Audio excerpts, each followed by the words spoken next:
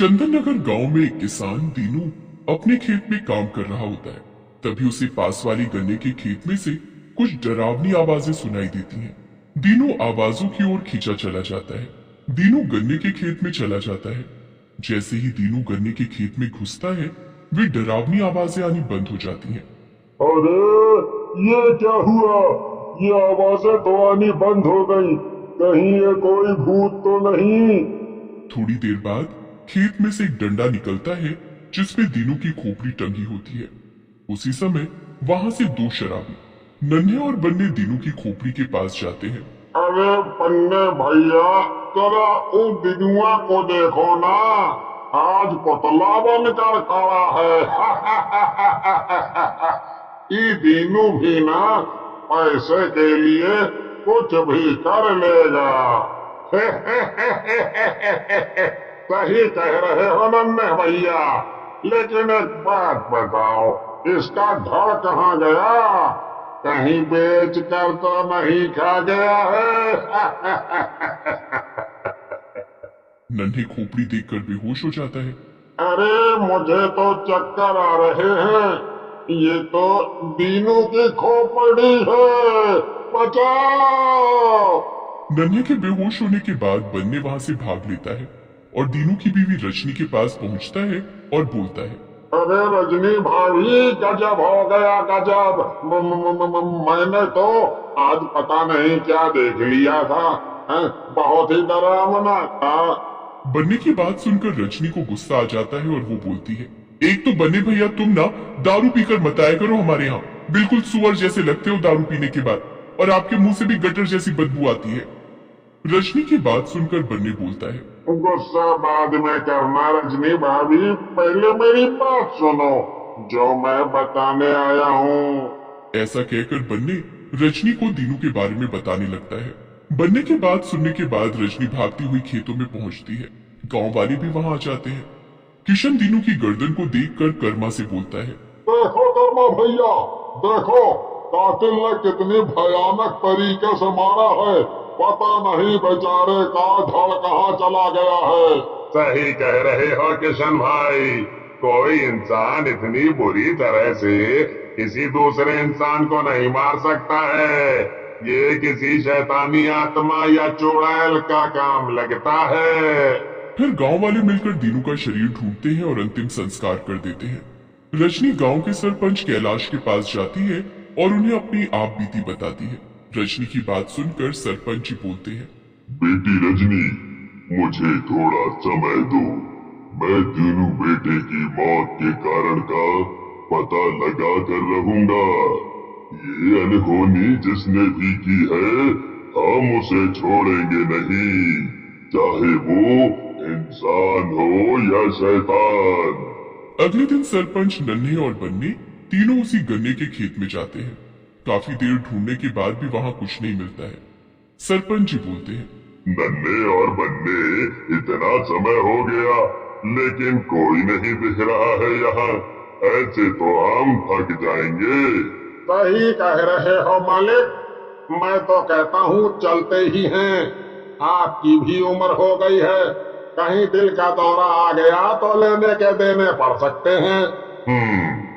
वैसे मैं तो कहता हूँ इस खेत को ही आग लगा देते हैं। जो कोई भी होगा इस खेत में ढल जाएगा। फिर सरपंच के कहने पर नन्हे और बन्ने खेत को आग लगा देते हैं और वहां से चले जाते हैं। अगले दिन मनोहर नाम का एक गांव वाला सरपंच के पास आता है और बोलता है, अरे सरपंच जी, गजब हो गया। जिस खेत को आपने जलवाया था वहाँ तो गन्ने फिर से उग गए हैं। ये कैसे हो सकता है? मैंने तो खुद ही आग लगवाई थी। मैं खुद चल कर देखता हूँ। ऐसा कहकर सरपंच मनोहर के साथ जाता है। रास्ते में उसे नन्हे और बन्ने मिल जाते हैं। चारों खेत के पास पहुंचते हैं। वहां सचमुच में गन्ने के लहलहाते खेत होते हैं। है? ये कैसे हो सकता है? ये खेत तो जल गए थे। मैंने खुद अपने हाथों से आग लगाई थी। तुम गांव वालों ने क्या सोचा, यहाँ आग लगा दोगे और सब खत्म हो जाएगा? जो कोई भी इस खेत के आसपास भी आएगा मैं उसे कच्चा चबा जाऊंगी। चुड़ैल की आवाज सुनकर ही चारों वहां से भाग खड़े होते हैं। सरपंच जो उम्र में सबसे बड़े थे वही सबसे तेज भागने लगता है। फिर चारों भागते भागते वापस गांव के अंदर पहुंच जाते हैं। गांव के अंदर पहुंचते ही सरपंच बोलते हैं, बाप रे बाप, आज तो किसी तरह से जान बच गई है, लेकिन वैसी भयानक चुड़ैल मैंने आज तक नहीं देखी है। कुछ करना होगा। सही कह रहे हो सरपंच जी, लेकिन हमें किसी तांत्रिक को बुलाना होगा ताकि वो आकर इस चुड़ैल के बारे में बता सके और गांव को इस चुड़ैल से मुक्ति दिला सके। अब बेटा, इस उम्र में मैं कहाँ जाऊंगा? तुम तीनों जवान हो, जाकर कोई तांत्रिक बुलाकर ले आओ जो हमें इस चुड़ैल से आजाद करवा सके। मेरा बस चले तो इस बुढ़े का गला दबा दूं। जब काम होता है तो बूढ़ा बन जाता है। और देखो अभी कैसे हम तीनों से तेज भाग रहा था, घोड़ा कहीं का अब गधा बन गया। अरे नन्हे, छोड़ना उसको, हमें अपने गांव को चुड़ैल से बचाना है। हम और हमारा परिवार भी तो इसी गांव में रहते हैं। ये नहीं करता तो हम तीनों कुछ करते हैं। मेरी जान पहचान के बाबा है, अभी चलते हैं उनके पास। वही कह रहा है भाई, ये तो बूढ़ा है, इसे क्या वैसे ही मरने की कगार पे खड़ा है। हम चलते हैं।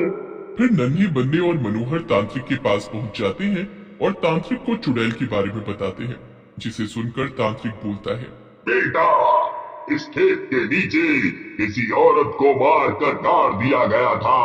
ये चुड़ैल उसी की आत्मा है। वो सब गांव वालों को अपना दुश्मन समझ रही है और उन्हें मार रही है। लेकिन बाबा, कोई चुड़ैल पूरे गांव को अपना दुश्मन कैसे बना सकती है? ये तो बात कुछ समझ नहीं आ रही है।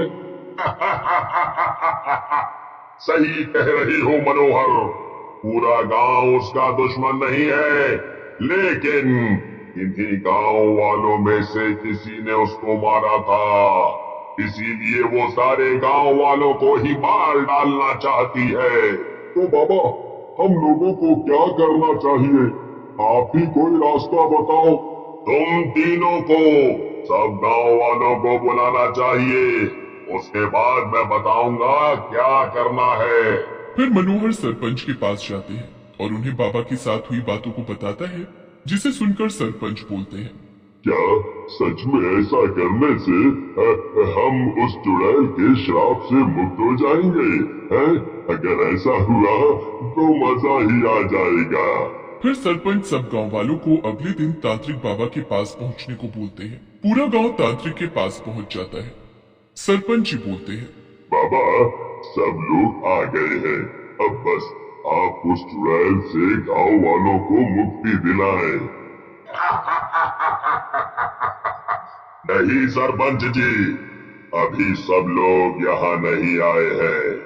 तुम्हारे गांव का कल्लू सुनार नहीं आया है। फिर सरपंच जी के कहने पर गांव के कुछ लोग कल्लू सुनार को पकड़कर ले आते हैं। कल्लू जैसे ही वहां से जाने लगता है, चारों तरफ अंधेरा छा जाता है और जोर से बिजली कड़कती है और वहां चुड़ैल आ जाती है। कहाँ जा रहा है कल्लू? तेरी वजह से ही मैं मरी हूँ।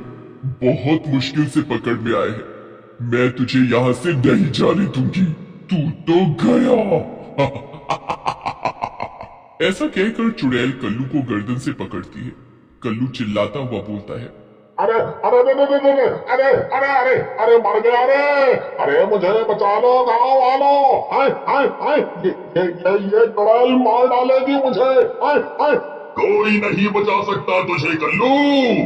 तूने अपने ब्याज के पैसों के लालच में एक औरत को मार डाला। गाँव वालों, अब तुम सब लोगों को डरने की जरूरत नहीं है। मुझे अपना दुश्मन मिल गया है। मैं इसे लेकर जा रही हूँ। इसे भी मैं तिल तिल करके मारूंगी। इतनी आसान मौत नहीं दूंगी। ऐसा बोलकर चुड़ैल कल्लू को लेकर वहां से चली जाती है।